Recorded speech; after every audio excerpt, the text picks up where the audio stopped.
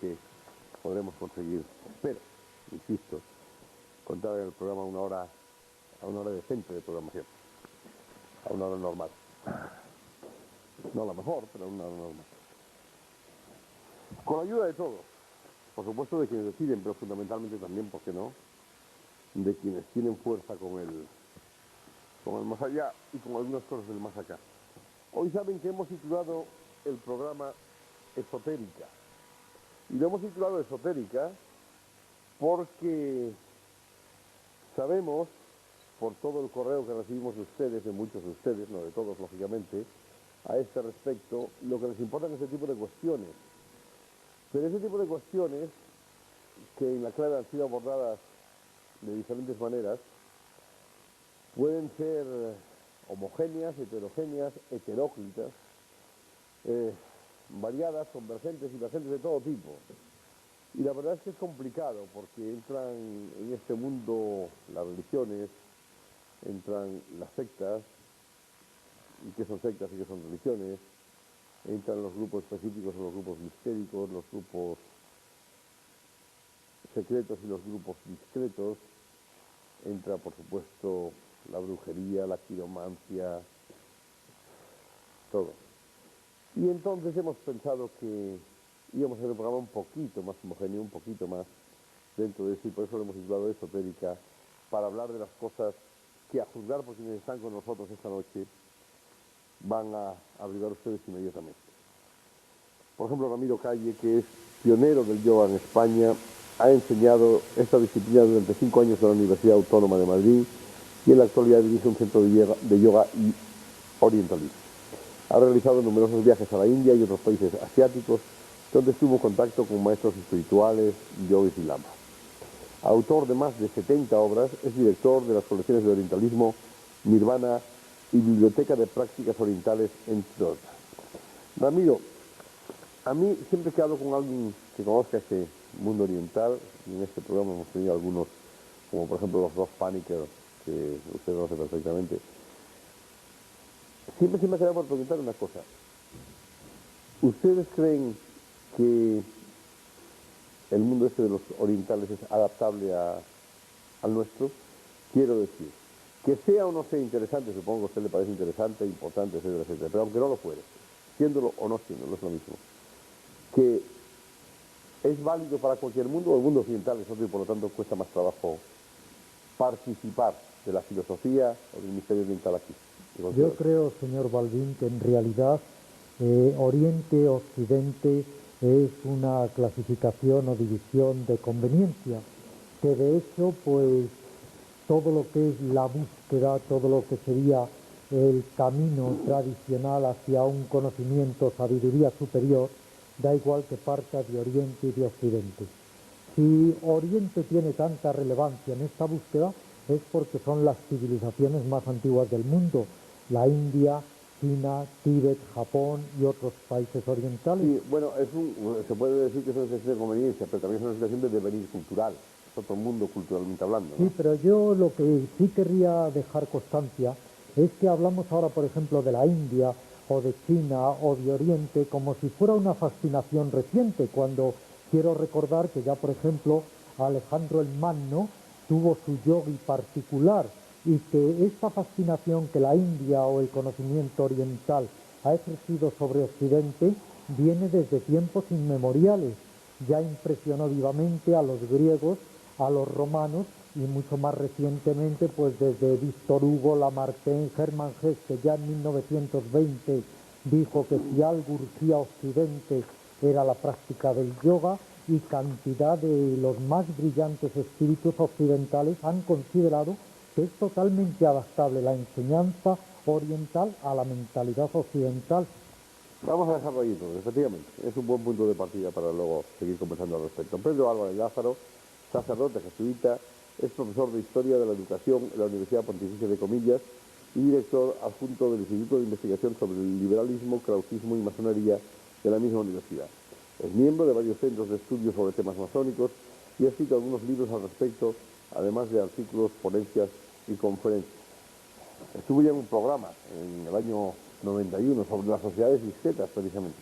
Yo estaba pensando que alguna vez ha habido aquí algún pequeño enfrentamiento dialéctico nomás, como suele ser en estos programas, entre religiosos y no religiosos, creyentes y no creyentes, etcétera, se planteó lo difícil que se ven algunos en las creencias de algunas sectas y algún sectario, en el sentido estricto de la palabra, decía, pues anda, que creer también en la Iglesia Católica es fuerte, ¿no? Y yo pienso que en la Iglesia Católica ha habido sociedades por lo menos discretas con frecuencia, secretas incluso, y algunas como por ejemplo la del Temple, ¿no? La Orden del Temple, de la que se dicen tantas cosas, probablemente muchas de ellas producto de la imaginación, pero que por un lado era religioso y por otro lado acabaron sobre todo en la hoguera su hermano mayor, ¿no?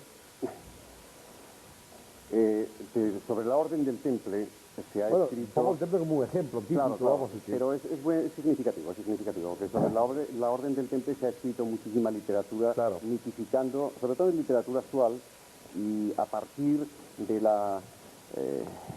del prestigio que tienen entre los lectores este tipo de bibliografía, se ha escrito mucho más sobre el mito de la Orden del Temple que sobre la realidad. La Orden del Temple era una orden militar con unos votos, por eso eran mitad frailes, mitad monjes y mitad soldados. Mitad monjes y mitad soldados. Desarrollaron un papel y por motivos político-religiosos fueron eliminados como otras instituciones. Claro, el hecho de viajar a Oriente, como hacían de hecho otras órdenes religiosas, les cubría de misterios. Aquí tenemos hoy varios colegas que han escrito sobre esta cuestión desde un punto de vista esotérico, interpretando esa orden así. Yo soy un poco remiso a aceptar ciertas hipótesis sobre este tipo de instituciones a las que se les tacha excesivamente pronto de secretas y esotéricas, cuando yo no niego que no estuvieran impregnadas de ese esoterismo que era muy propio en la Edad Media, pero es muy fácil extrapolar los términos y cargarles en un sentido que yo creo que no tuvieron nunca. Juan García Tienza, licenciado en Filología Románica, lleva más de 20 años dedicado a la investigación histórica, centrada básicamente en la historia de las religiones. Entre sus más de 40 libros cabe destacar sus dos guías de la España mágica, El Santoral Diabólico y El Legado Templario, precisamente. Ha estado en un programa hace ya años, casi 11 años, en dos. El tenemos aquí señalado solo en El Camino de Santiago. ¿Cuál era el otro? Pues tengo la impresión de que iba en torno al Temple. Pero no estoy muy seguro. Pero puede que fuera sobre las sociedades discretas, precisamente. Y a preguntarle una cosa mucho más práctica, a tiempo. Ahora para empezar, luego ya entraremos en las profundidades.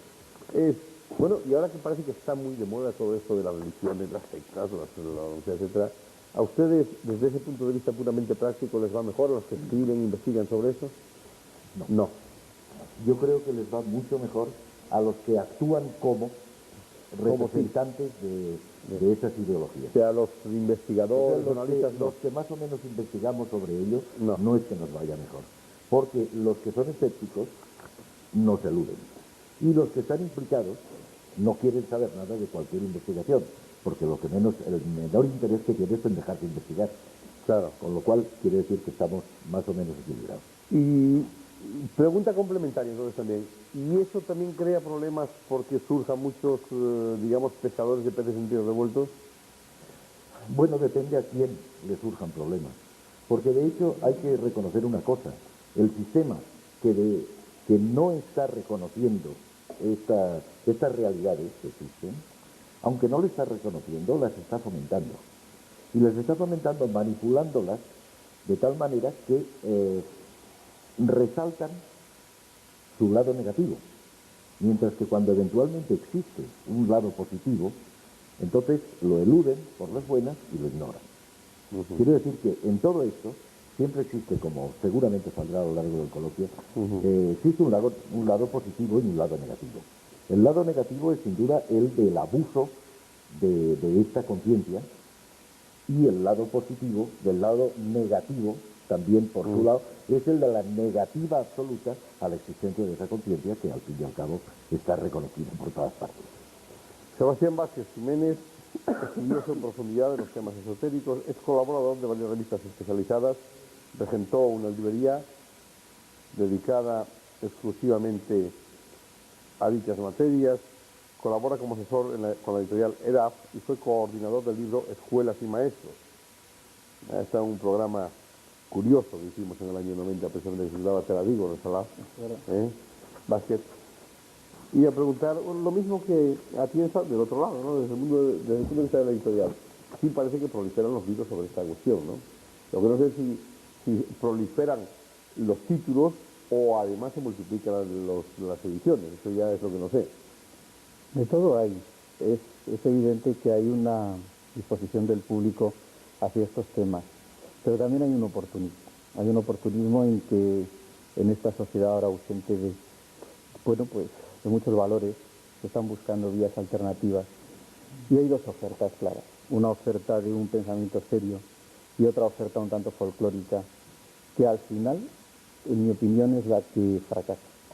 ¿Hay algún sistema, baremo o regla de 3 o prueba de 9 para distinguir entre el serio y el no serio a la hora de elegir un libro? Sí. Y el contenido. Aquí en un escaparate, a nivel de lector, no es fácil, ¿no? No es fácil. No es fácil. No es fácil. Es decir, hay que meterse ya en la obra, profundizar en el contenido. Hay otras que no, que es muy evidente, sobre todo en títulos muy folclóricos o unas formas muy atractivas de presentación de un tema, básicamente las mancias, que es donde la gente deposita una enorme cantidad de esperanzas. ¿Sí? Pero por líneas generales hay muchas veces ya que introducirse en el texto para poder discernir. Si no, no. Si no, no es fácil. Mahim Sanders, respetada ocultista, considerada una maestra entre las brujas de Inglaterra, de las que ha sido reina hasta hace pocos años, cuando abandonó dicho puesto por razones de edad. Su labor contribuyó a construir y consolidar la Escuela Alejandrina de Londres como el movimiento de brujería más importante del mundo. Aparte, por lo tanto, de ser una bruja muy conocida en todo el mundo, Mahim ha estado en la clave, y hay que decir que a nosotros nos ha dado suerte, porque aquí estamos todavía, Mahim, después de tantos años, y ella estuvo en una de las primerísimas claves, en febrero del 76. La clave empezó en enero del 76. De modo que un mes después de empezar, aquí estaba Mahim, que tuvo, por cierto, una ola de seguidores inmediatamente que llamaban por teléfono y escribían diciendo que querían apuntarse rápidamente. Luego estuvo más veces y ahora hacía, pues desde el año, tengo aquí, desde el año 80 que no habíamos vuelto a verla, brujería. ¿Y cómo está eso, Mahim, concretamente en Gran Bretaña en este momento? Quiero decir que si a ustedes les perjudica o les beneficia el hecho de que precisamente en este momento haya tanta nueva religión, nueva secta, nueva gente que cree en estas cosas. Yo creo que era inevitable que esto ocurriera, que más personas llegaran a participar e interesarse en estos temas religiosos. Las religiones actuales, como el cristianismo, no satisface ya al público en general, quieren algo más profundo. Y la antigua religión, la brujería, tiene eso que ofrecer. Tiene un disfrute de la religión, un disfrute de adorar al dios o a la diosa, y es algo muy fuerte en Inglaterra y que está siendo más fuerte de un mes a otro. Y hoy en día las personas que están a la vista del público ya dicen yo soy pagano, mientras que hace tiempo no se atrevían, hubieran perdido su puesto de trabajo, no se atreverían a admitir que no eran cristianos o no seguían una religión ortodoxa. Hoy en día existe mucha más libertad y la gente lo quiere, la gente lo está disfrutando. Esto hace que mi vida esté muy ocupada y a mí también me gusta. ¿Sigue distinguiendo entre magia blanca y magia negra, Mahim?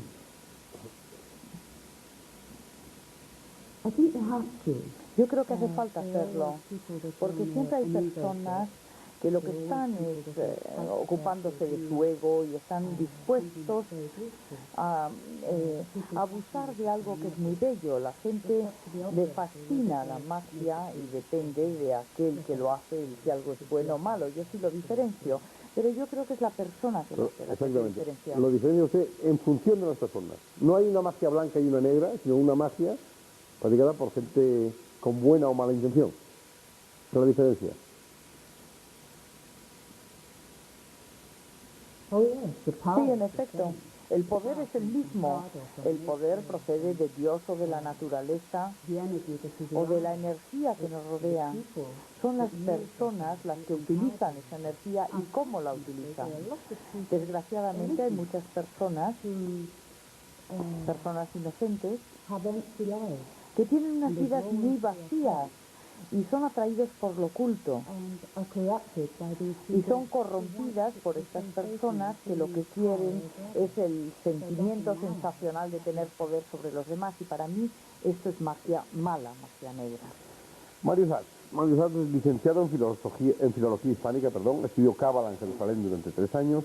En 1977 recibió una beca del gobierno italiano para estudiar en Florencia. Yo creo que muchos saben lo que es Florencia en este sentido. En Florencia, la obra cabalística del humanista Pico de la Mirandola.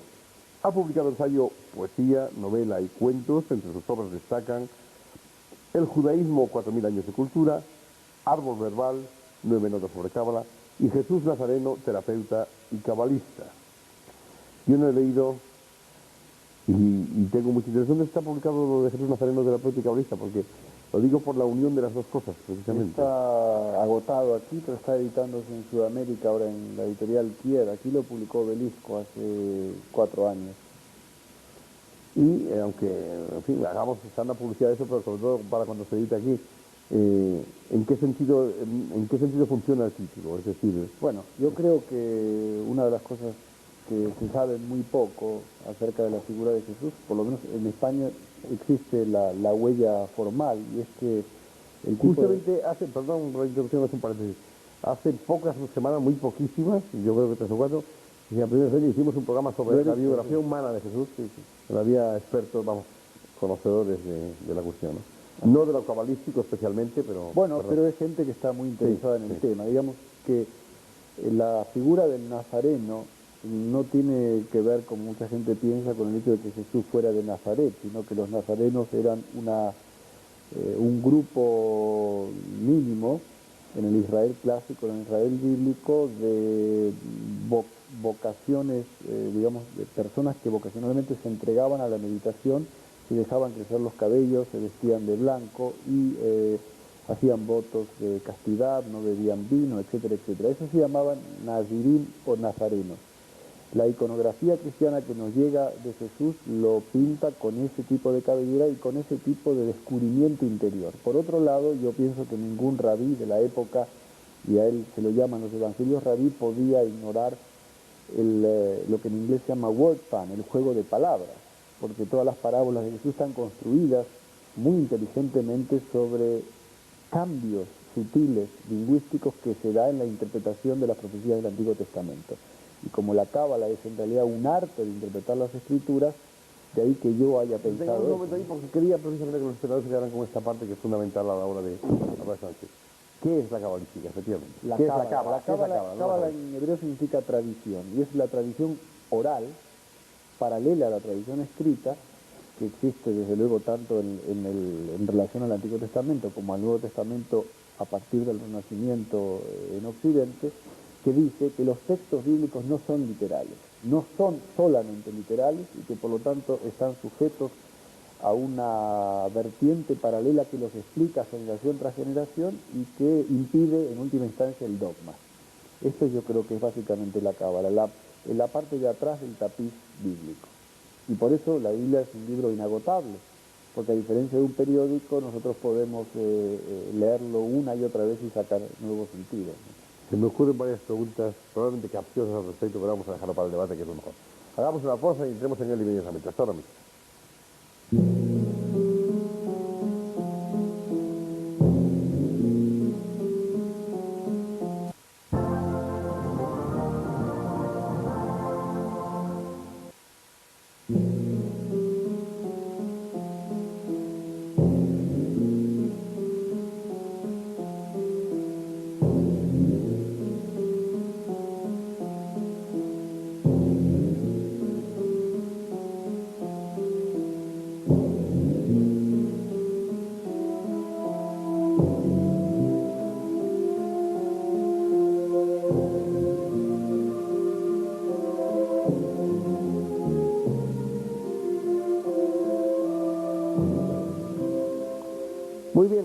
pues empieza quien quiera de ustedes. Adelante, vas. Sí, yo solamente para reconducir o empezar, ya que el título es esotérica, pues un poco definir etimológicamente el término que viene del griego, parece bien. esotéricos, y que la traducción es íntimo, en el sentido de privado. De ahí, por extensión, se definía como conocimiento esotérico un cuerpo de conocimiento reservado para unos grupos. Por ejemplo, la Academia de Pitágoras existían dos tipos de alumnos, los exotéricos con X, que venían a ser los novicios, y los esotéricos con S, que eran los que ya habían incorporado la doctrina del maestro. Y por definición ya se extendió el término hacia una especie de forma de conocimiento privado y en posesión... O sea, que eran los iniciados, Exacto. Los iniciados. De tal modo que yo creo que sería una buena fórmula de conducirlo en cuanto al término iniciación, porque han sido realmente los que han afirmado a lo largo de la historia que han poseído ese tipo de conocimiento que ha llegado hasta nosotros con este nombre de esoterismo. Yo creo, perdón, también un poco para reconducirnos, que en primer lugar habría que indicar que hay un esoterismo de bisutería, que es el que lamentablemente se propicia muchas veces, ¿no? Y hay que no debería llamarse bisuterismo, esoterismo, pero que para bisuterismo, debería ser bisuterismo esotérico, pero lamentablemente hay vamos a quedarnos con la palabra, no por nada, sino porque me parece un buen modismo, un buen neologismo a proponer en la academia en su momento. Y lamentablemente pues se ha perdido de vista un poco el verdadero esoterismo, ¿no? Que es simplemente tratar de iniciarse, pero ¿iniciarse a qué? Al descubrimiento de unas realidades que escapan a la mente ordinaria y a la lógica aristotélica o a nuestra mente dual. Cuando se dice un iniciado, ¿qué es un iniciado?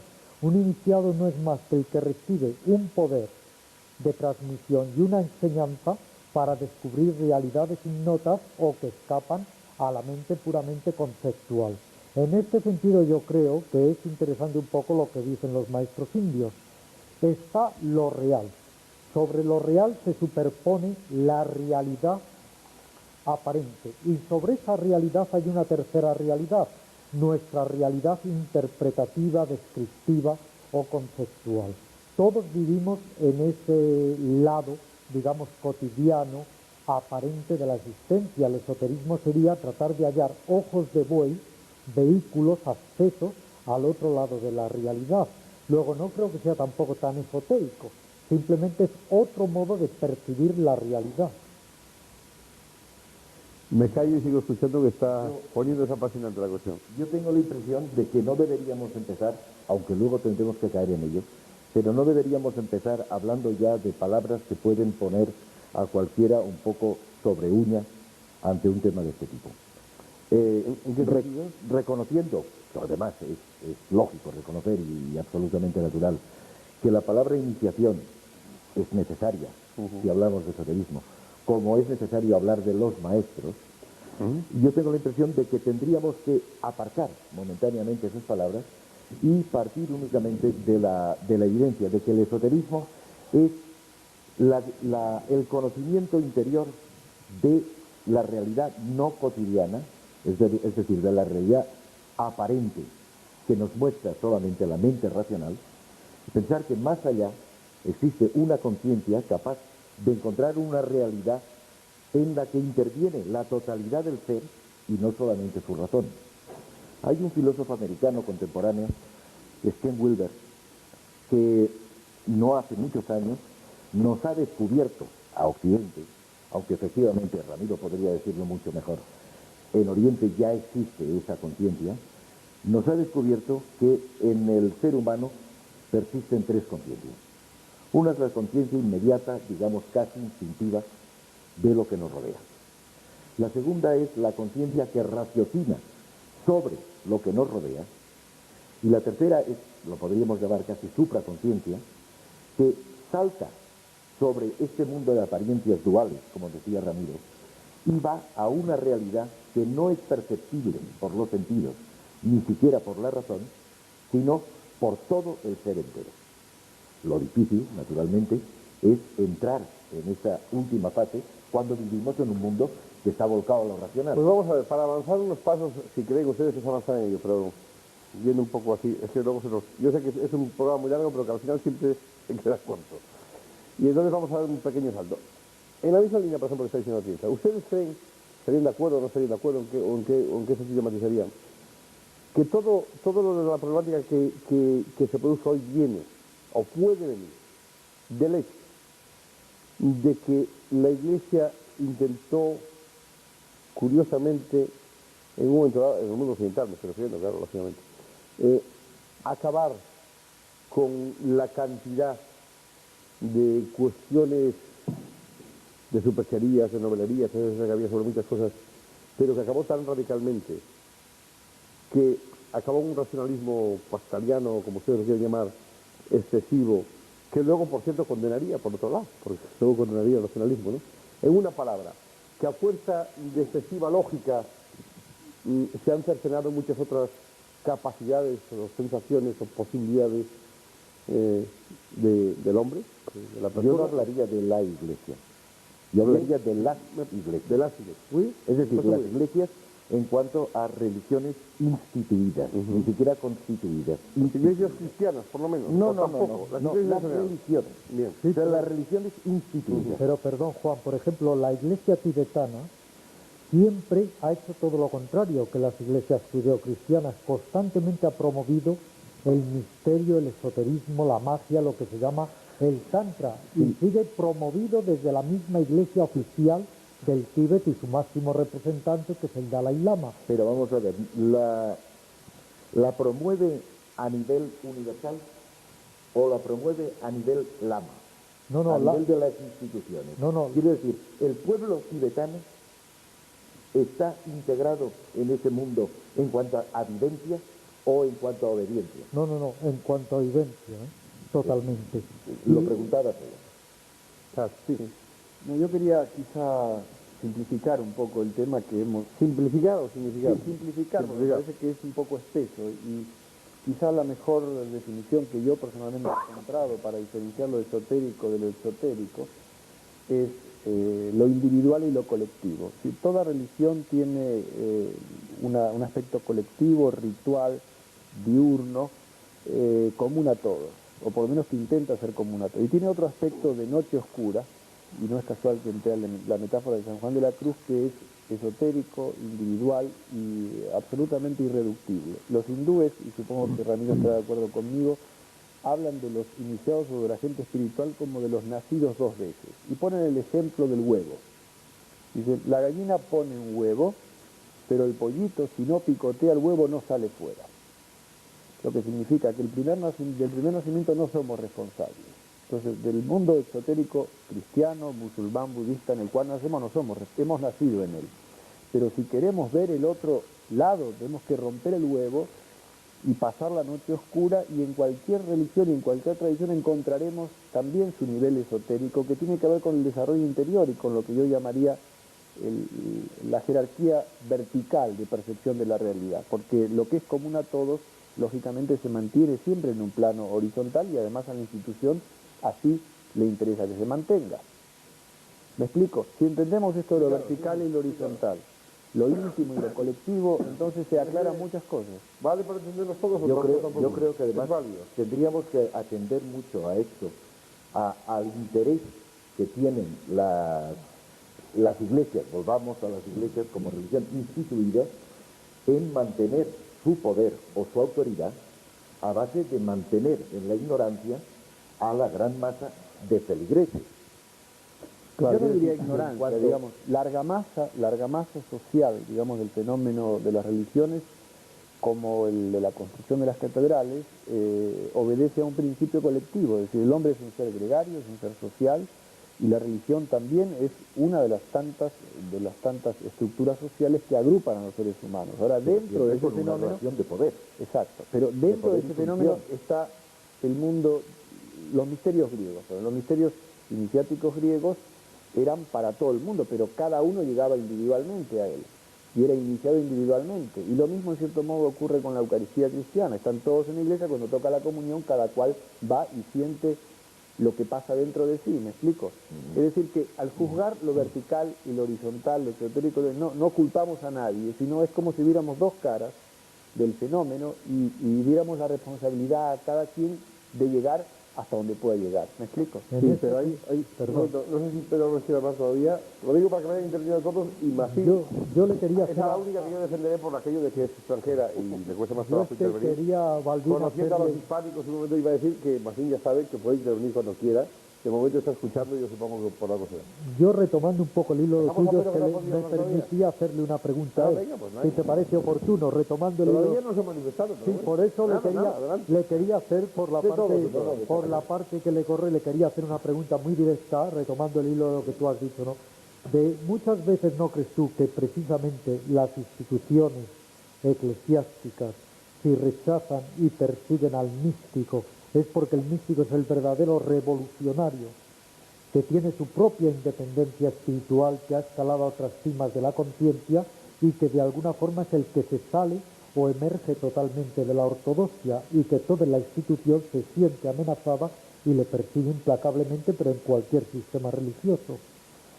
O dicho de otra forma, que la Iglesia ha sido muy poco dada al misticismo realmente, la Iglesia oficial.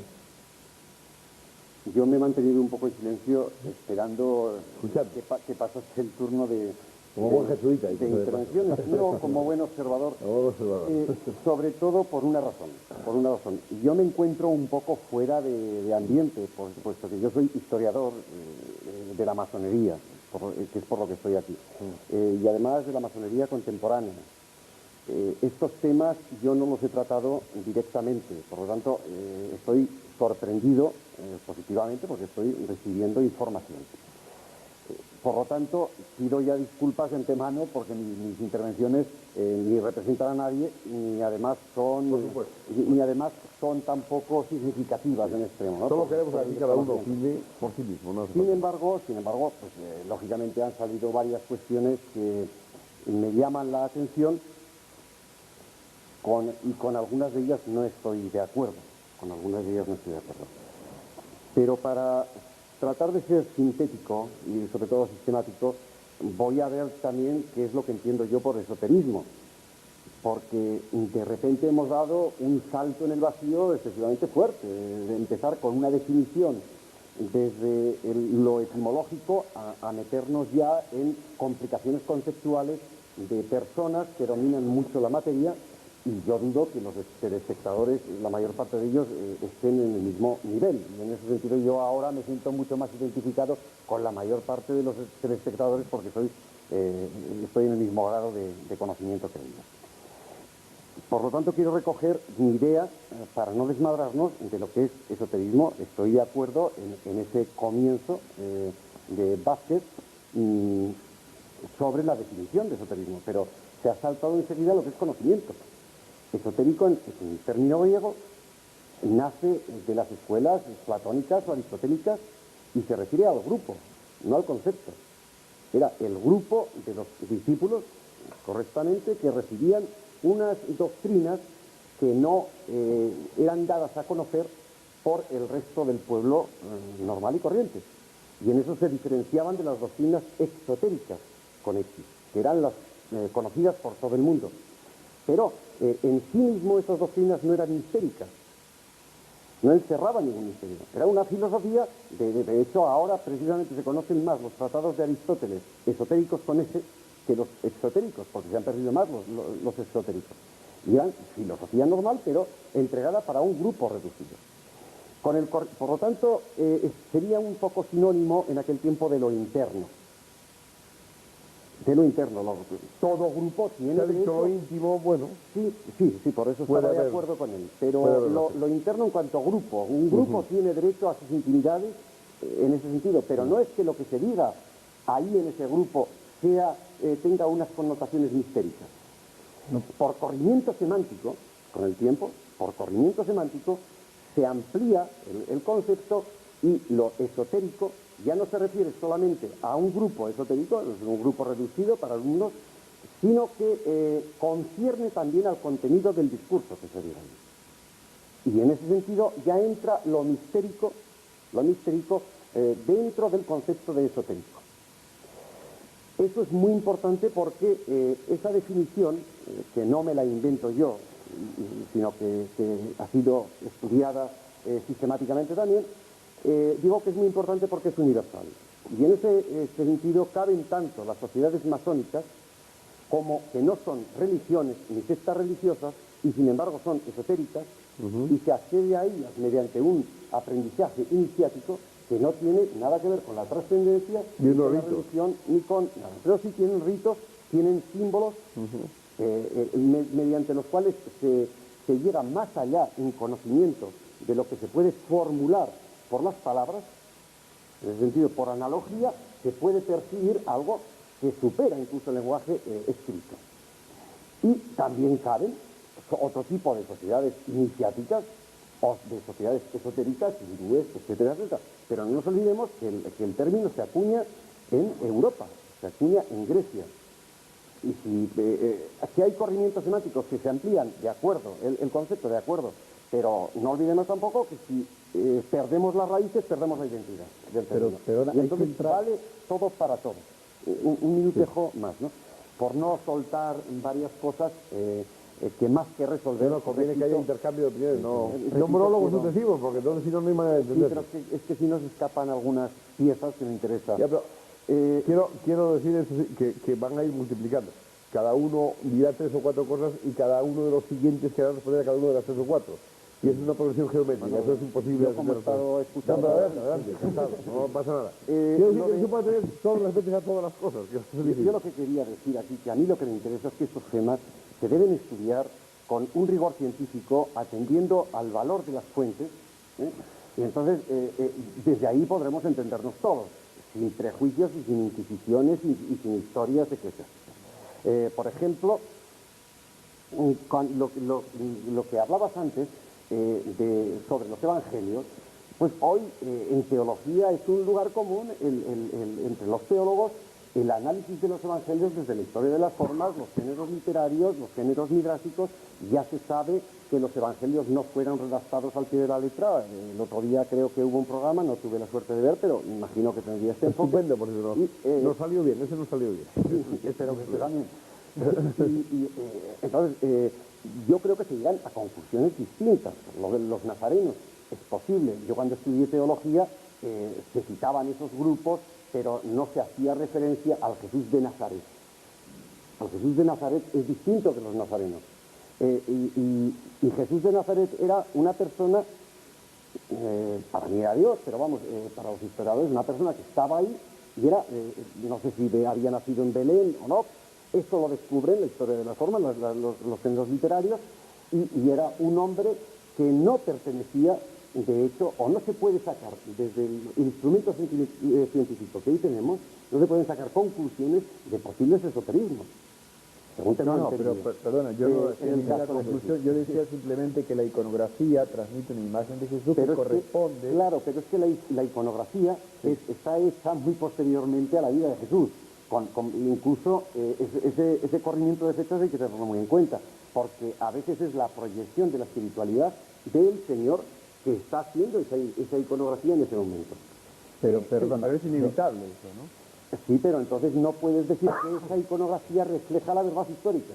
Bueno, pero perdona, lo que sí es cierto, como decía antes Mario, es que depende mucho del nivel de entendimiento. Porque, por ejemplo, yo ahora últimamente he indagado muy a fondo las parábolas. Las parábolas pueden entenderse desde muchos niveles, según el entendimiento de la persona. Pueden entenderse a un nivel puramente literal o a un nivel totalmente esotérico y mucho más significativo.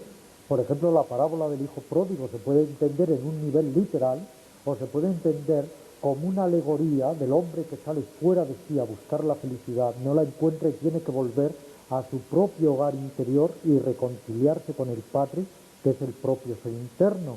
Y el mismo Jesús, esto está dicho en todos los evangelios, el mismo Jesús tenía su círculo íntimo de los 12 discípulos, que era el círculo más iniciático. Luego estaba el círculo de los 72 discípulos. Y los evangelistas dicen que Jesús les hablaba a ellos con un entendimiento que ellos podían captar, pero que no captaban las otras personas y que por eso tenía que hablarles en parábolas. Luego, de alguna forma también, esotérico o no, es simplemente un nombre para aquello que no conocemos. Y por eso hay que iniciarse simplemente para conocer aquello. Para mí las matemáticas, el álgebra es totalmente esotérica. Pero aquí es que hay una clave en la cuestión.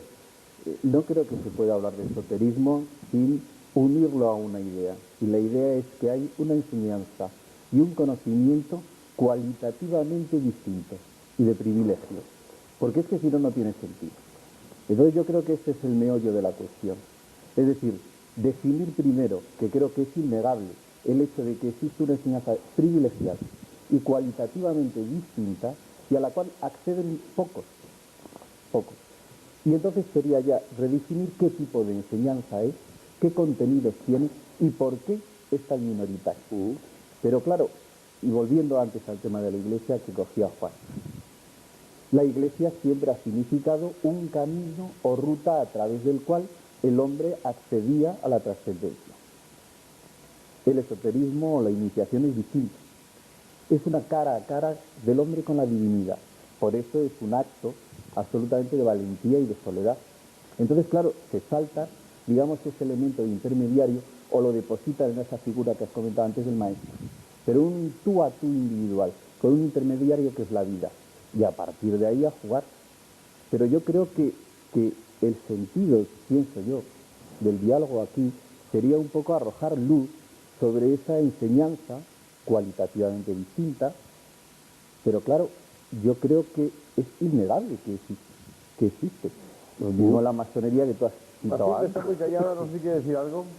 Antes de que intervenga Martín, que va a decir lo que quiera, como cualquiera de los que están aquí, lógicamente, estaba recordando yo, antes de oír a Ramiro Calle hablar algo de los que reciben poderes. La verdad es que recibir poderes a veces parece una cosa casi desde el mundo cristiano blasfémico, pero desde otro punto de vista no, porque también hay, el sacerdote ya recibe poderes, por ejemplo el de perdonar, por ejemplo hay los exorcistas, etc.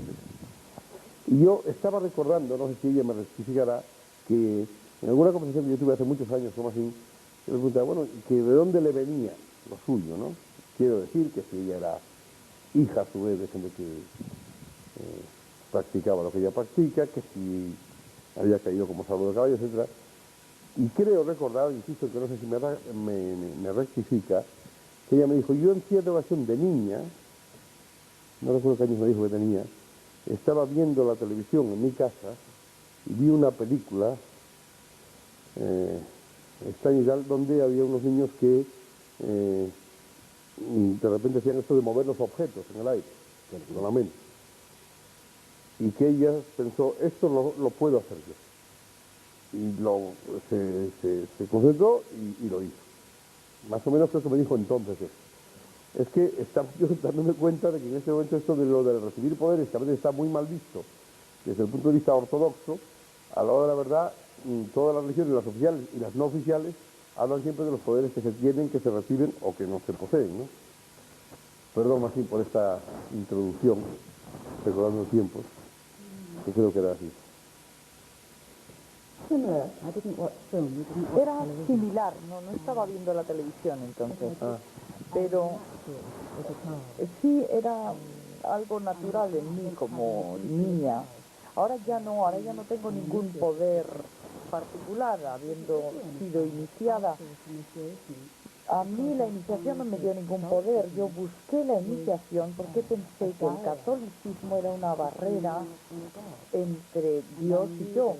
Y yo necesitaba una relación personal con Dios y por lo tanto la busqué a través de la iniciación. Y la iniciación era una forma para que yo personalmente experimentara y aprendiera los misterios y participara en ellos. He estado escuchando esta conversación y todo ello suena demasiado intelectual, demasiado elevado. Yo no creo que la iniciación sea una cosa tan rimbombante. Yo creo que es algo que se pone aparte de la forma normal de vida, es decir, que no se puede vivir una vida totalmente normal, igual nunca más, porque incorporamos la iniciación en nuestra vida y nos convertimos, es esperar, en una persona mejor, porque buscamos la iniciación para acercarnos a Dios, buscamos la perfección. Puede que entendamos que Dios sea Jesús, o puede que consideremos que sea Buda, o puede que consideremos que sea una diosa, no importa. Lo que sí importa es que dentro de nosotros mismos estamos buscando nuestra iniciación, nos hace bien. Usted hablaba de la noche oscura del alma. Yo creo que todo el mundo que busca la iniciación y recibe la iniciación dice, sí, yo acepto la noche oscura del alma y estoy dispuesta a atravesar por ella. Y cuando volvemos a la palabra esotérico, es una conversación entre iniciados sobre cosas que la llamada gente ordinaria no entendería. ¿Me permites? Sí, permito, con una pausa por medio solamente. Si no, vamos a hacer una pausa y inmediatamente continuamos. Espérame.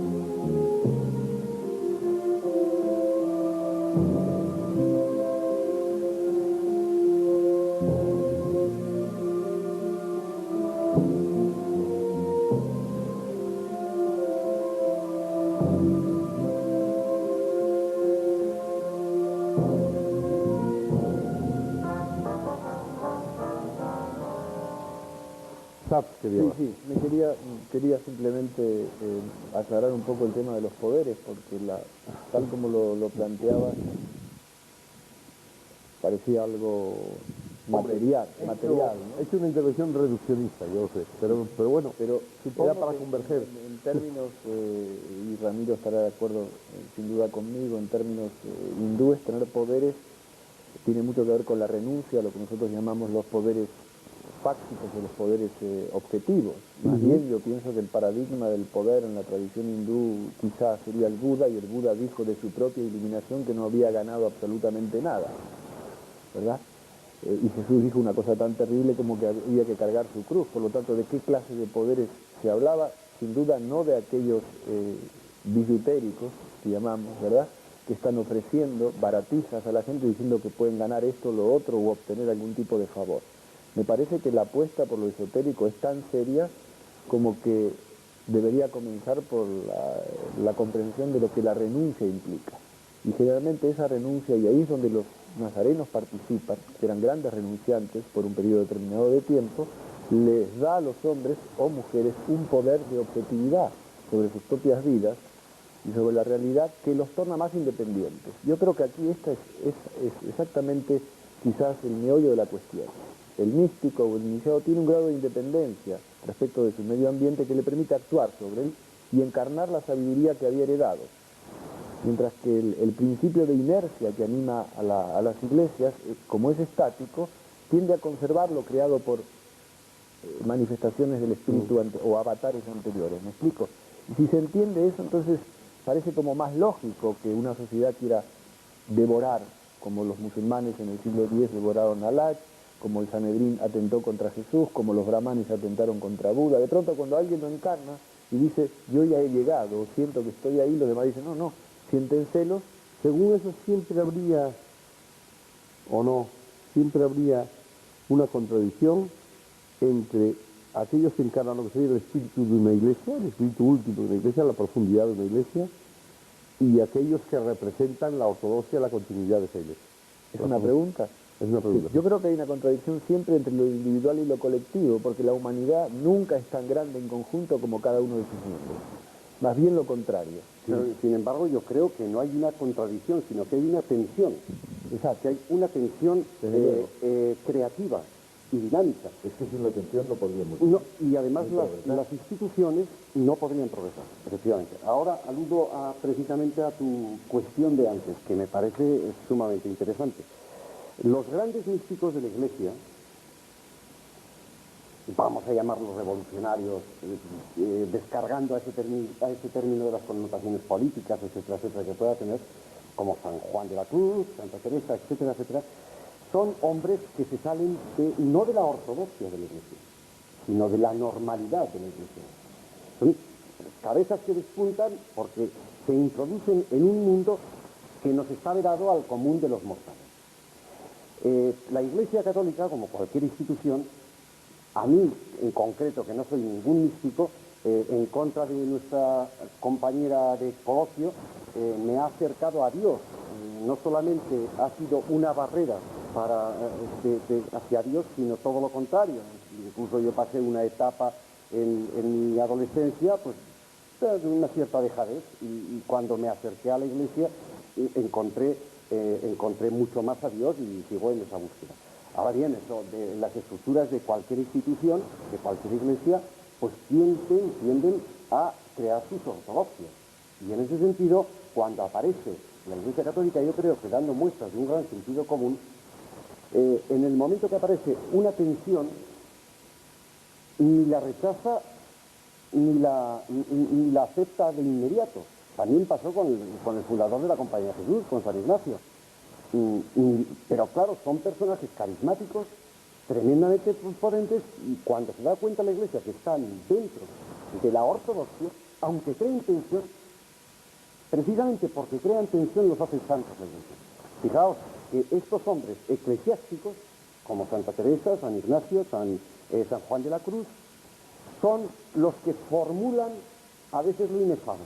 Y nosotros ahora mismo estamos utilizando terminología de ellos para poder definir ciertas experiencias inefables. La noche oscura del alma, eso es una experiencia que ellos han tenido, que han sido capaces de formular aquí. Pero en ese sentido, no solamente la Iglesia no lo rechaza, la Iglesia está precavida frente a esos señores, porque también dentro de la Iglesia han surgido muchas herejías contraproducentes. Pero iba a decir, y en ese sentido, pero algunos lo hacen santos, algunos lo hacen santos. Pero a ninguno les ha dado el poder, digamos, ortodoxo, el poder estructural de la Iglesia. ¿Cómo que no? San Ignacio ha estructurado la Compañía de Jesús, no menos. La Santa Teresa hizo su orden religiosa. Todos estos grandes santos carismáticos lo pasó bastante mal.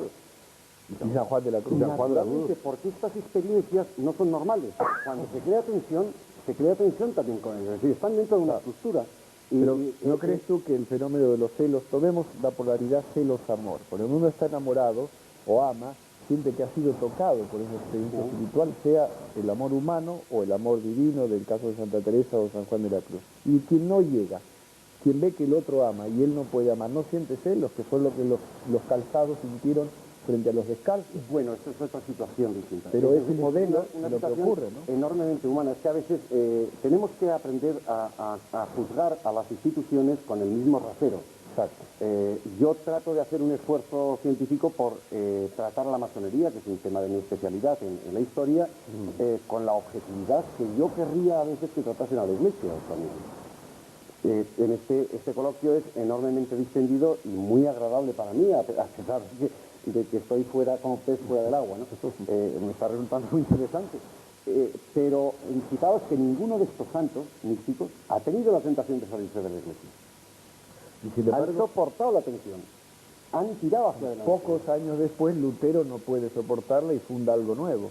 Pero hubiera podido estar. Bueno, yo no creo que la experiencia de Lutero sea una experiencia mística, tal como lo formula. Es una experiencia crítica y política. No se puede comparar a los nacionalismos centroeuropeos. Estamos hablando, cuidado, estamos hablando de que hay místicos protestantes un poco anteriores, un poco posteriores, que están... Pero Lucero quizá tampoco sea un caso de místico, precisamente. Claro, estamos hablando de los esotéricos, de todos modos, si me permitís, yo tengo la impresión de que cuando un místico, y pongo el caso de San Juan de la Cruz, llega a tal grado de espiritualidad y de trascendencia, trasciende también su propia creencia. Desde Y luego. pongo un ejemplo. Se ha escrito muchísimo sobre San Juan de la Cruz, pero yo pondría como ejemplo dos ensayos que me parecen fundamentales. Uno de ellos es la tesis doctoral de Karol Wojtyła, que le escribió precisamente sobre la fe en San Juan de la Cruz. Yo, sinceramente, creo que aquello es un tratado dogmático en el que no nos descubre a San Juan de la Cruz, sino que nos justifica a San Juan de la Cruz, lo cual es bastante grave. Y sin embargo, hay un tratado sobre San Juan de la Cruz, muy breve, de apenas 70 páginas, que escribió un maestro hindú, que era el Swami Siddharananda, que jamás creo que puede haberse escrito nada tan justo, tan estricto, tan espiritual, tan trascendente sobre San Juan de la Cruz, como lo escribió este hombre en este ensayo que se titula El Raja Yoga de San Juan de la Cruz. No, eso está publicado en México. Es un libro que lo publicó la editorial Unión de México en los años 48 y además lo conozco especialmente porque dio la coincidencia de que lo tradujo mi padre. Me perdona si me está dando la razón a mí, en cierto modo a Ramiro de hace un rato. Ese Swami, ¿qué representa? Representa a un personaje de una tradición en la cual no hay un Vaticano, no hay una iglesia organizada, puede pensar, puede atreverse, puede desdecirse, pero el Papa actual pertenecía a un orden, tenía que seguir un orden, y ahora tampoco es censurable. Voy a poner un ejemplo que a lo mejor tú no recuerdas, pero que fuiste tú quien me lo contó, hace ya muchos años, y que me parece además tremendamente significativo. Tú has estudiado Cábala y me contaste en una ocasión que descubriste los tremendos valores espirituales y cabalísticos que tenían los 4 evangelios, escritos originalmente en griego, cuando leíste su traducción hebrea. Sí. Esto es algo que me parece que supera en mucho cualquier lucubración intelectual que pudiéramos hacer. Es decir, los 4 evangelios, los sinópticos, digo, los reconocidos, se escriben en griego. Y cuando se establece Se transcriben en griego, y supongo que nuestro compañero... Se transcriben. No hablaron griego, los apóstoles no hablaron griego. ¿Verdad? No son de apóstoles. Lo que pasa es que los que escriben los evangelios no son de los apóstoles. Se atribuyen a San Marcos, a San Mateo. Eso está ya descubierto, incluso el Evangelio de San Marcos está escrito más de 100 años después. De eso se habló el otro día. Entonces resulta que estos evangelios, cuando se traducen al hebreo, y creo que esto se tradujo poco después del 48, de la fundación del Estado de Israel, resulta que los estudiosos de la Cábala descubren los enormes valores espirituales que están contenidos en esos evangelios. Me gustaría, al filo de lo que están hablando, contar una anécdota muy hermosa y muy vital para incidir también en lo que decía Sebastián, de que hay que entender lo esotérico o exotérico como una calidad diferente de conocimiento. Yo en este sentido, sin hacer cientificismo, diría que, como sabéis, los recientes descubrimientos nos dicen que el cerebro es como una nuez, que tiene un hemisferio izquierdo y un hemisferio derecho. El hemisferio izquierdo sería lo exotérico, es el conocimiento racional, la lógica, es lo lineal, es lo argumentativo, es el pensamiento dual. El cerebro derecho, el hemisferio derecho, sería lo esotérico, otro tipo de lenguaje intencional, crepuscular, más allá de la lógica.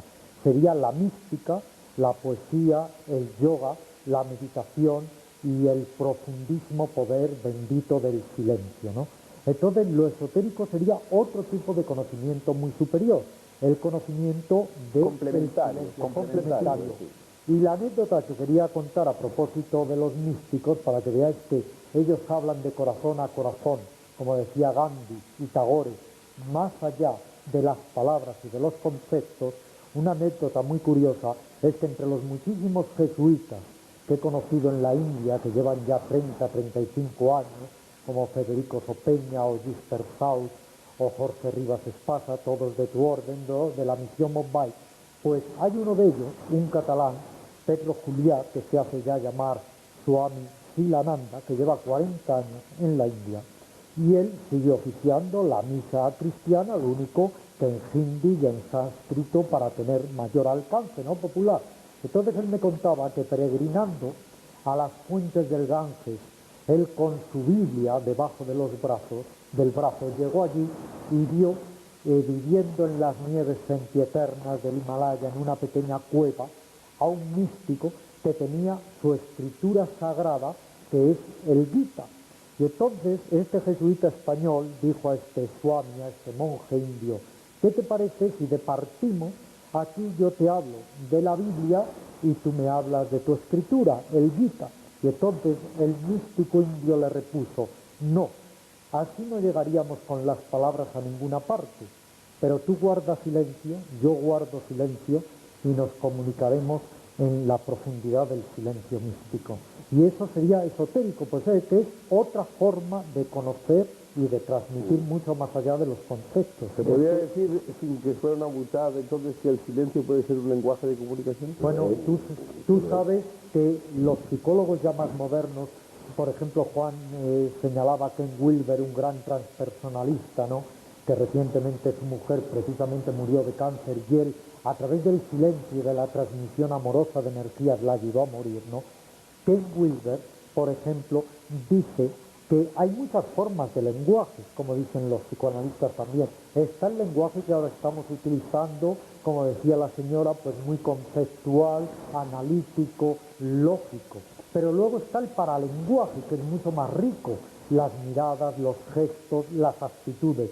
Y luego estaría, lo que tú señalabas, José Luis, ya un supralenguaje, que es una transmisión de energía. Si tú estás contento, me transmites tu contento, y si tú estás lleno de ira, me transmites tu ira. Y se cuenta que, por ejemplo, Ramana Maharshi, el gran místico de la India que murió en 1950, que fue visitado por Huxley, por Jung, etc., cuando la gente entraba en su habitación, él nunca hablaba, era el sabio del silencio. Cuando la gente entraba en su pequeña habitación, caía en una meditación profunda más allá de las palabras, porque era tan pacífica la atmósfera que casi se podía cortar con un cuchillo. Luego eso sería otro tipo de lenguaje, el poder del silencio. Yo sí creo que, volviendo a lo que hablábamos antes de la iniciación, y esa forma cualitativa distinta de conocimiento, se diferencia y requiere a su vez una forma distinta y peculiar de transmisión, y es justo lo que le caracteriza. Es decir, la metodología ordinaria de transmisión de información o de conocimiento en el esoterismo se salta y se buscan unas formas precisas de comunicación. ¿Qué es lo que la define? Una el símbolo, fundamentalmente el símbolo, otra el silencio y otra una determinada actitud. Hay otras formas, naturalmente, como pueden ser ejercicios, fórmulas concretas de respiración. Y también quería dejar algo aquí puntualizado. La iniciación no es una cosa, como ha comentado nuestra invitada inglesa, abstracta. Es algo absolutamente concreto y preciso. No es algo que pertenece a terrenos sutiles, sino es algo muy concreto. Por eso toma como vía de estudio directo y definido el hombre como estructura. Y ese es su objetivo y su forma de estudio. Y a partir de ahí se desarrolla toda una forma de transmisión de un lenguaje que Juan ha conocido, por ejemplo, en toda la transmisión del medievo. En la masonería existe una forma de transmisión. Pero hay también una transmisión de poder. El mismo Jesús inviste a sus discípulos con esa transmisión de poder. Cuando le dice, llaman la baraca. Claro, les dijera sacar demonios y a curar gente, porque él les transmite ese poder. En Oriente, como sabe muy bien Juan, sin duda, y también Mario, hay lo que se llama... Eso sí que es un poder real. Exacto, también, que antes hablábamos claro, de que no hay ese poder real. Sí, dice, hay un poder real. para No, nosotros pero, en Occidente Mario, el poder pero está no, tan teñido no, de una cosa... Voy más allá del Siddhi, voy a lo que se llama en Oriente, los tibetanos dicen Abhisheka o Diksha, iniciación. Cuando el maestro inicia, no es que le da solamente unos conocimientos o unas claves místicas o unos mapas espirituales. Eso lo puede hacer cualquiera. Es que le da una carga de poder, le inviste con un poder. Eso precisamente es el mantra, que lo hay en todas las religiones, empezando por la cristiana. El mantra está cargado de poder. Entonces, no es que se dé unos psíquicos, unos poderes psíquicos que todos los grandes maestros rechazan, sino lo que le da es un poder de iniciación para despertar tu gracia en el catolicismo, en el cristianismo, la kundalini en el hinduismo o la semilla de iluminación. Es que ese matiz es importante. Lo que pone el maestro, según las tradiciones occidentales, es la semilla de un poder, que se ubica directamente en lo que se llama la geografía sagrada del corazón. Y en un punto concreto, afirma la tradición egipcia muy antigua, donde se ubica y se planta una semilla que ya a partir del propio trabajo del individuo empieza a crecer. Pero no un poder otalio, como lo afirma la tradición occidental, que yo quería levantar aquí también un poco, afirmar que existe una tradición occidental muy potente, que tiene una génesis claramente egipcia, pero tiene sus manifestaciones según el sector del planeta donde... Pero que yo no estoy muy convencido de que exista inmediatamente ese poder. Efectivamente, en toda tradición iniciática es necesaria la presencia de un maestro. Poder en la Biblia está muy claro, en los evangelios no se es dado. Hay una parábola que es indiscutible, la parábola de los talentos. Está muy claro. El dueño de una hacienda da un talento a cada uno de sus siervos, que es la semilla de iluminación, y les dice, operad como queráis con ese talento. Y él se marcha. Cuando vuelve, les pide cuentas. Uno de ellos ha enterrado el talento y no ha producido nada. Otro ha producido con ese talento varios talentos más, y otro ha producido muchos talentos. Y el dueño de la hacienda felicita exclusivamente al que ha producido muchos talentos. Al otro, al del medio, le felicita también. Y al que no ha producido nada, le recrimina. Y hay una frase muy esotérica, pero muy significativa en los evangelios que dice, aquel al que no tiene, aun eso se le quitará, y al que tiene, más se le dará. Ese talento sería la semilla de iluminación. Y se recrimina a quien deja que esa semilla de iluminación muera y se felicita al que desarrolla ese conocimiento espiritual. Pero ese poder no se es dado. Ahora, los que somos muy lejanos en la materia podemos pensar que si el Swami en ese momento era tan sabio, le da los talentos a cada uno de ellos, es lo entierra en la tierra pensando que podemos fructificar, es que no sabe hacer otra cosa. Se supone que el Swami debería suponerlo también. Bueno, se lo da el señor de la hacienda, efectivamente, la parábola es cristiana. Ya, bueno, pero es el Swami el que hace la parábola. Y lo que pasa es mezclar lenguajes con una facilidad que a mí me Pero asombra. ¿por qué tenemos que entender los evangelios desde una lectura simplemente literal? Cuando podemos entenderla desde una lectura mística y supraconceptual. ¿Por qué las parábolas, que a veces son tan esotéricas, por qué es que las parábolas no hay quien las explique, son de un esoterismo a veces? Es que lo del esoterismo puede ser un cajón desastre donde metamos todo lo que queramos. Por ejemplo, la parábola de las 10 vírgenes, que sí, con bueno, el candil. Ramiro, si me puedes, además que lo describes muy bien, que tienes el arte de hablar, ¿no? Pero yo los evangelios y esas parábolas y esas películas que has recitado, pues los conozco. Muy bien, yo soy sacerdote. ¿En tu concepto estaría iniciado dentro del catolicismo? Por supuesto. Debería, sí, estoy seguro. Estaría iniciado en tu concepto, digo. Sí, y en el mío también. En el tuyo también. El recibir los talentos, o el poder, como llamáis vosotros, no significa que yo vaya curando a todo el mundo por ahí. ¿Qué más querrías? Ni que hayan curado ni siquiera a Santa Teresa. No recuerdo que el carisma de Santa Teresa fuera de las curaciones. Yo no estaba hablando de curaciones, claro, estaba hablando de progreso interior. De poder. ¿Has dicho? Pero poder para un progreso interior. Bueno, entonces eso es otra cuestión. Entonces los talentos no significa cuantificación de las cosas. No, el talento es la semilla de iluminación de la que hablábamos. Sí, pero tú hablas semilla. Como el candil, cuando dice Jesús, poned el candil encima de una mesa. Y las ¿Qué es vírgenes, el candil? y las El candil vírgenes. es la conciencia, la atención lo que define a un ser La humano. luz, sí, o la inteligencia. La o la sal de inteligencia y este el poder. mundo, que es la sal de este Mira, si mundo. es Es que, claro, buscarle una interpretación solamente literal a los evangelios es... Vamos a ver dónde acaba el argumento de Pedro.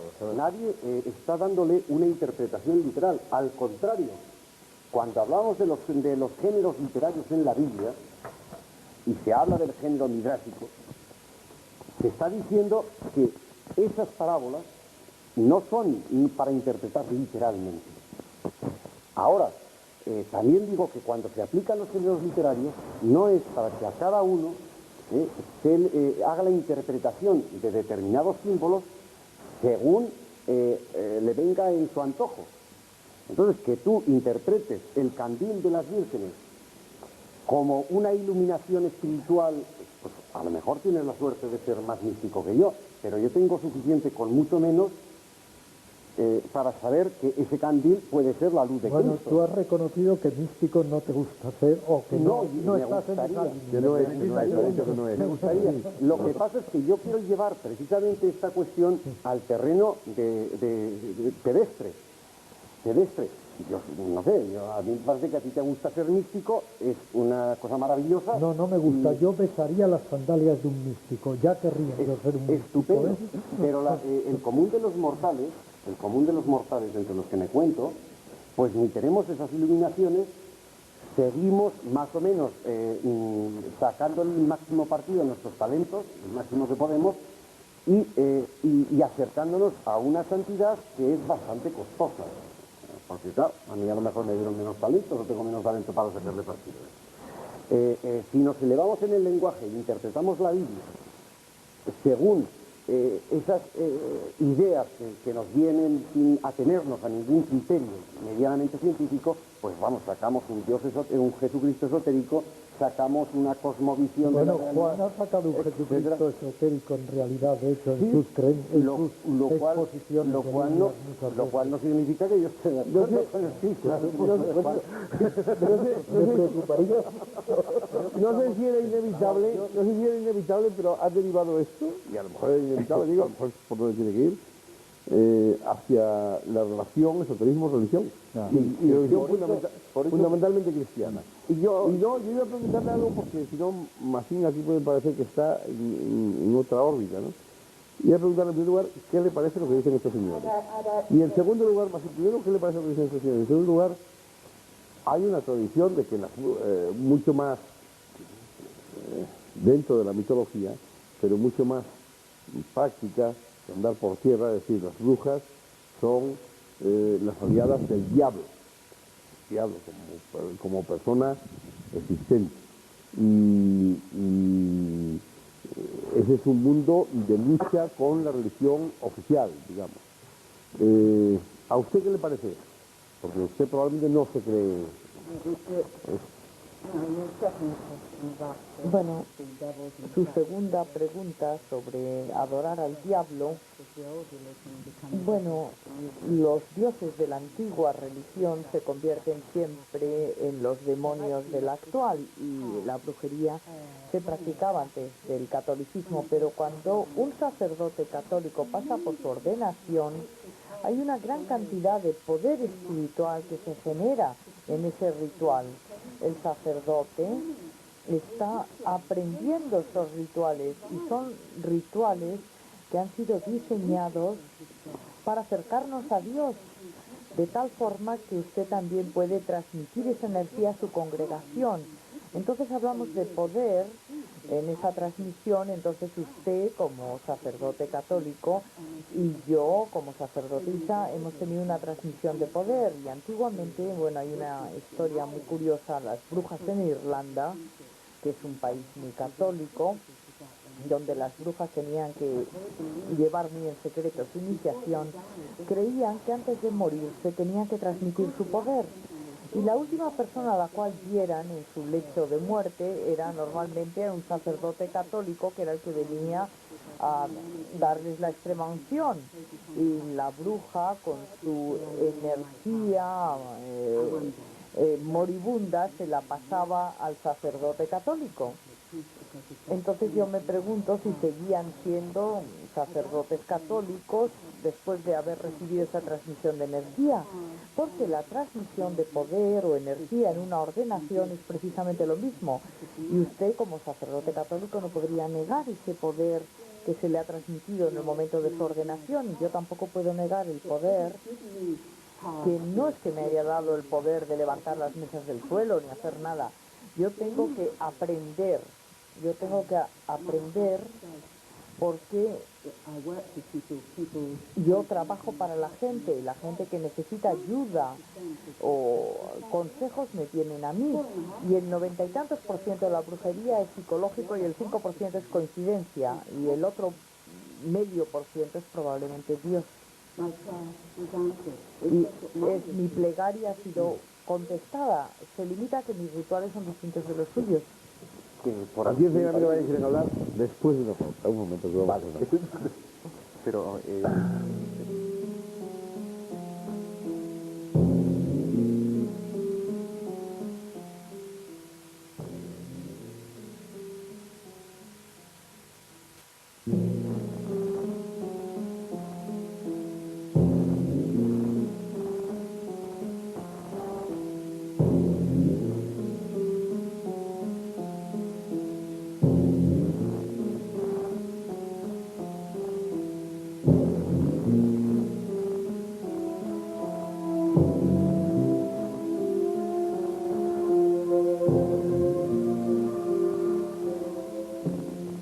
Atienza, me parece que tenía pedido. Me parece que Mario en la pausa me dijo algo. Pues venga, hermano, quería no contar pasa nada, hay tiempo a todos, quería contar una anécdota, en fin, una especie de reflexión histórica hoy bastante conocida, para insistir en lo que me parece podría aclararle al telespectador qué es lo esotérico y qué es lo exotérico, y al mismo tiempo los conflictos que hay entre el desarrollo individual y la inercia de una estructura colectiva, sea esta religiosa o social. Por ejemplo, la reforma de Akenatón en Egipto. Akenatón significa el sol del mediodía, o el sol de la... Atón era el sol del mediodía, y la reforma que propone Akenatón es contestada o resistida por los sacerdotes de Amón-Ra. Amón es el sol de la medianoche, está debajo de la pirámide. Si observamos un poco la sociología del fenómeno de la historia de Akenatón, vemos que él saca el sol del fondo de la pirámide, lo quiere democratizar, fundar otra ciudad y decir, este sol es para todos, esta iluminación es para todos, y de hecho hay un fragmento del himno al sol de él que es una maravilla, y los sacerdotes observan que se quedan sin trabajo, se quedan sin poderes, no sin dones, sin poderes, y por lo tanto terminarán fagocitando la obra de Akenatón y sumergiendo otra vez el sol en las profundidades. Y acabando con Akenatón. Sin duda, pero fíjate qué interesante, en realidad esa es la estructura misma de la pirámide. La base de la pirámide representaría la religión exotérica, y la cúspide de la pirámide, a la que llegan muy pocos, representaría la realización o la iluminación de lo que esa misma pirámide desea proyectar. Ahora, obviamente, si cada uno de nosotros quiere subir de la base a la pirámide, tendrá que hacerlo solo, y eso se ve en el monte, el Sermón de la Montaña, se ve en el Ararat, se ve en el Sinaí. Siempre la montaña aparece como un principio de individuación al que se llega individualmente. Pero bien, lo que quería decir, y me parece significativo, es que ninguna iglesia puede vivir sin el sol de la noche, sin los muertos, sin el pasado, ninguna institución, quiero decir, sin ese culto a lo que ha sido. Pero ningún individuo puede vivir solo del culto a lo que ha sido.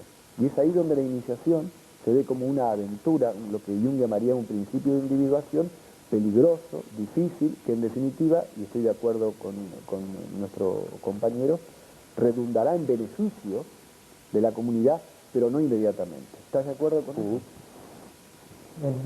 El mismo Jesús, volviendo a los evangelios, dice que los muertos entierren a sus muertos, que es lo que tú dices, sería aparcar ese fardo de los viejos esquemas, los viejos patrones de conducta y todo aquello que limita nuestra mente y nos impide dar el salto al otro lado del espejo.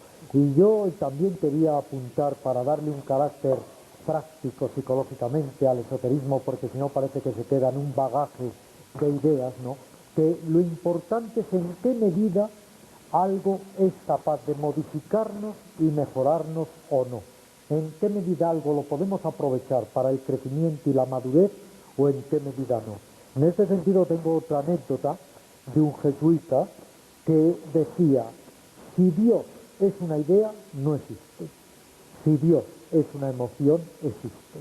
Yo diría que todas las preconcepciones y concepciones esotéricas, desde la reencarnación, desde otros planos de existencia, la transformación de la conciencia, la otra realidad, tienen una consistencia si nos sirven de mapas espirituales para una real transformación interior.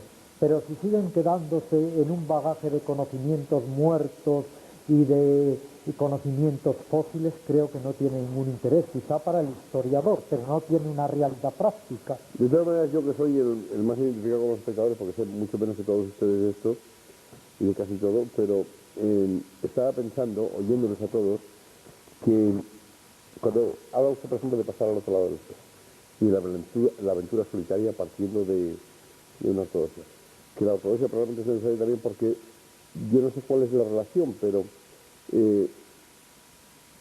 si se trata de aventuras individuales que tienen un nivel superior de conocimiento para pasar a este otro lado del espejo, se presta también a cantidad de aventureros, superqueros, etcétera, etcétera. La conquista de América, ¿no? Colón y No, dos docenas Es de decir, hombres. que ¿cómo se distingue eso? ¿Cuál es ahí el de la verdad y el de la mentira? Hay otro peligro también al estar hablando en lo que sería efectivamente el engaño, la ilusión del lenguaje. Estamos cayendo en dualidades muy peligrosas, porque los esotéricos y los exotéricos, ese es el viejo juego narcisista infantil de yo sé, tú no sabes. Que a usted le preocupa mucho, está clarísimo que lo del dualismo usted le tiene muy No, preocupado. porque pienso que es muy peligroso, porque yo sé, tú no sabes. Los de adentro, los de afuera, eso es un juego narcisista muy peligroso que infatúa el ego. Exactamente, Infatuá a el eso ego. iba yo. Eso es lo que yo planteaba. Precisamente esto es lo que yo pretendía contar a partir de la pausa última que hemos tenido. Y es el peligro que corremos en esta reunión de asustar al espectador metiéndonos en espiritualismos que son posiblemente la última consecuencia de todo esto, pero no el nexo de unión entre el mundo en que vivimos y el mundo que podríamos llamar esotérico. En este sentido, le estoy recordando que un físico, un profesor de física, o catedrático de física de la Universidad de Princeton, el profesor Fritjof Capra, estuvo durante muchos años, creo recordar que fueron 20 años, trabajando en el acelerador de partículas de la Universidad de Princeton. Y el resultado de este estudio de 20 años fue un libro que creo que es uno de los libros fundamentales del siglo XX, que se llama El Tao de la Física. En este libro, un libro tremendamente farragoso, pero tremendamente esclarecedor, este profesor comienza diciendo una cosa. Después de 20 años que llevo en el acelerador de partículas, estoy en condiciones de contarles una serie de cosas que si se las cuento tal como suceden, ustedes me agarran y me meten en el primer manicomio que encuentren. Porque yo les podría contar que una partícula es hija de otra que nacerá después de ella. Les puedo contar de partículas que vienen desde el pasado y van hacia el futuro, pero hay otras que vienen del futuro y van hacia el pasado.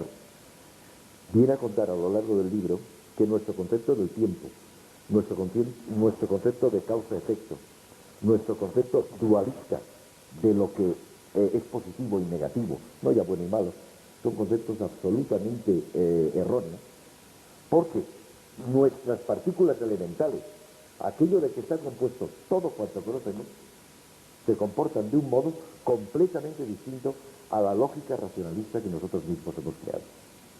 Entonces, el esoterismo tendría que ser la profundización en ese conocimiento, escapándonos ya de una vez por todas de atender únicamente a lo que la razón nos indica.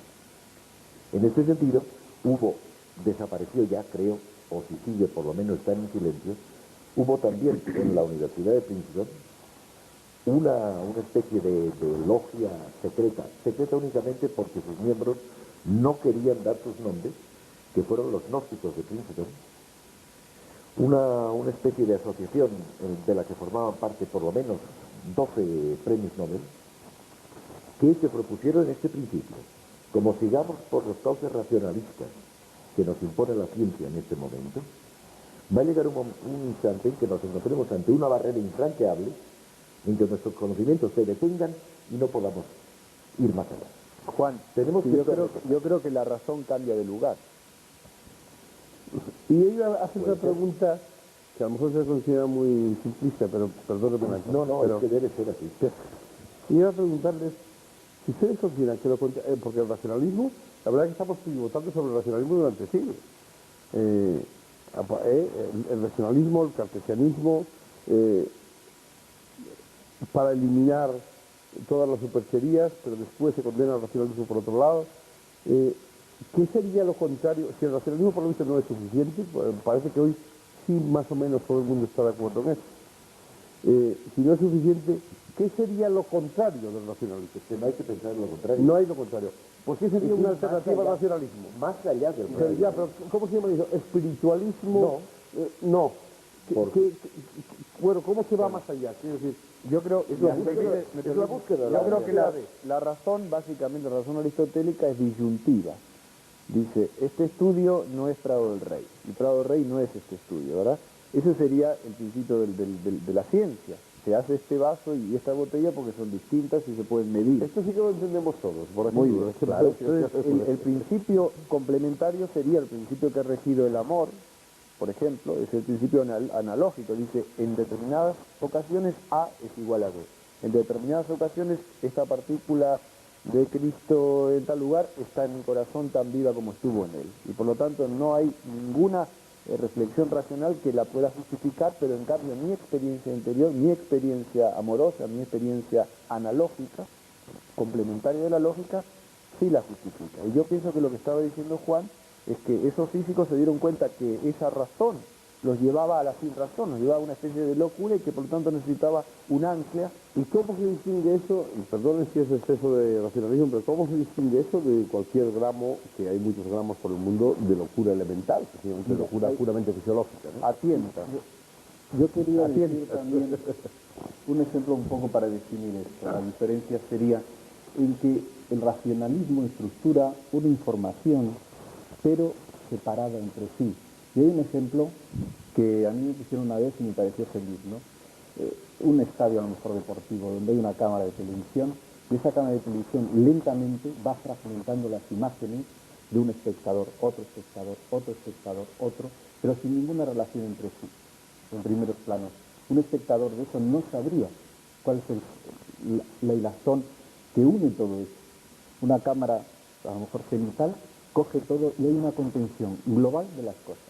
Ahora mismo, por ejemplo, uno de los problemas que tiene la ciencia y que plantearon los gnósticos de Princeton fue el hecho de unificar las disciplinas. Es decir, ¿qué relación había entre la biología, el estudio de